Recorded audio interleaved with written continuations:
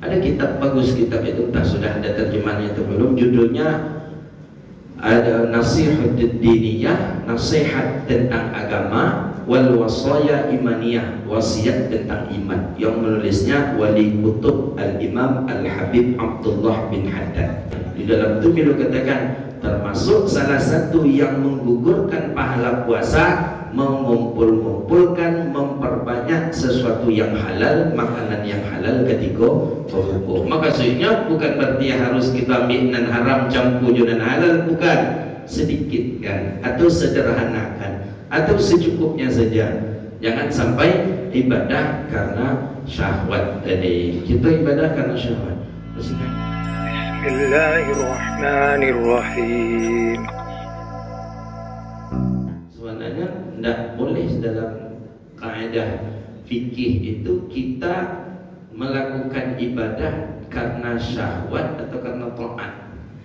Kalau yang seperti itu tuh karena syahwat. Syahwatnya apa? Dia awak takbir ke bini, dia awak supaya beko bisa join tinggal, supaya awak beko bisa mendapatkan sesuatu yang kita inginkan. Itu syahwat namanya. Jadi istri pun seperti itu. Tak boleh kita tuntut orang minta maaf ke awak, suruh awak lah sadar mana yang lebih tinggi derajat martabat dalam kacamata syariat, awak kok atau sang suami. Kalau suami, mengapa suami yang suruh minta maaf kepada kita? Maka bedakan ibadah karena taat dengan ibadah karena syahwat. Ibadah karena syahwat itu banyak contohnya tuh. Ulama-ulama tasawuf banyak mencontohkan. Termasuk ibadah yang di dalamnya ada syahwat, ibadah bukan taat lagi tapi syahwat ketika berbuka. Berbuka itu sudah menjadi ibadah tapi syahwat. Ibadah puasanya awalnya taat, tapi ketika di ujungnya syahwat. Bukti syahwatnya selalu berbalik.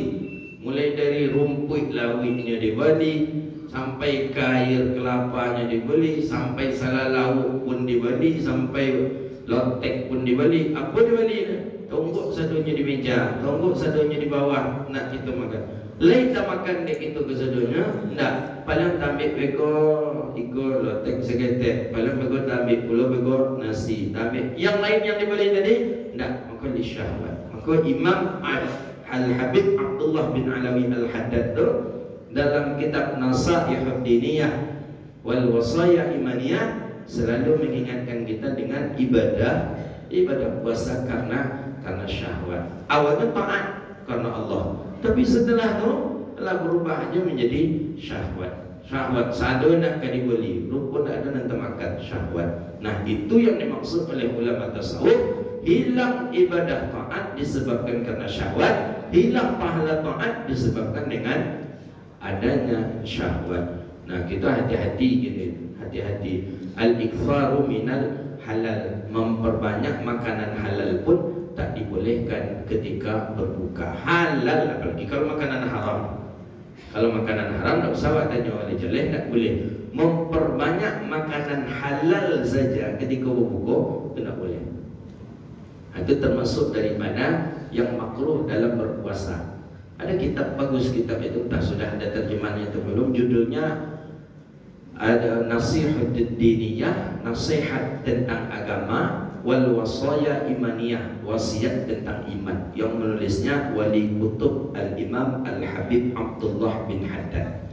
Nah, wasaya Nasihatud Diniyah wal wasaya al-imaniyah. Di dalam itu beliau katakan termasuk salah satu yang menggugurkan pahala puasa, mengumpul-ngumpulkan, memperbanyak sesuatu yang halal, makanan yang halal ketika berbuka. Maka maksudnya bukan berarti harus kita ambil nan haram campur dengan halal, bukan. Sedikitkan atau sederhanakan atau secukupnya saja. Jangan sampai ibadah karena syahwat tadi. Kita ibadah karena syahwat. Bersengaja, bahkan mungkin dari kinilah tentu apa nak kawak balik kau. Angin teragak, iko teragak. Cik syahwatnya aja ya.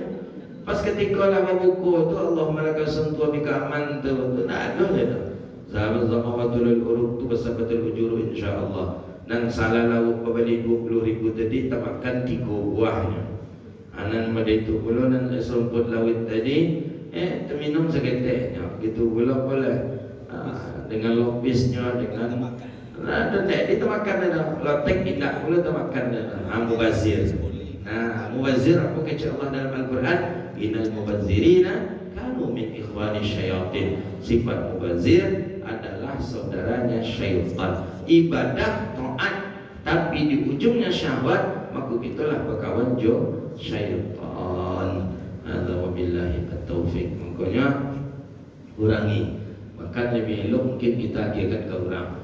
Ya, jangan agihkan ke orang setelah nak awak makan lain. Awak kan hobi mode itu. Bagian ke orang kalau dah awak nak makan lain, baru dia agihkan ke orang. Itu tak boleh.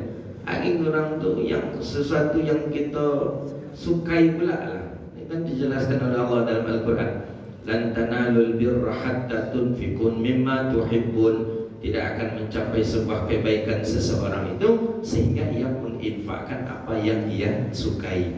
Apa yang awak infakkan, apa yang awak sukai, itu yang dia giat. Kau orang, aku nak, apalah nak dimakan, awak le baru dia ke orang. Sampai cuba dah angin-angin, nama lah angin-angin, baru hantar ke orang.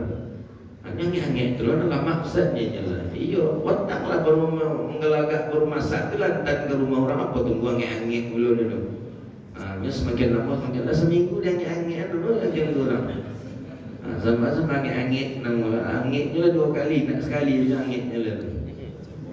Begitu. Hadza wabillahi at-taufiq.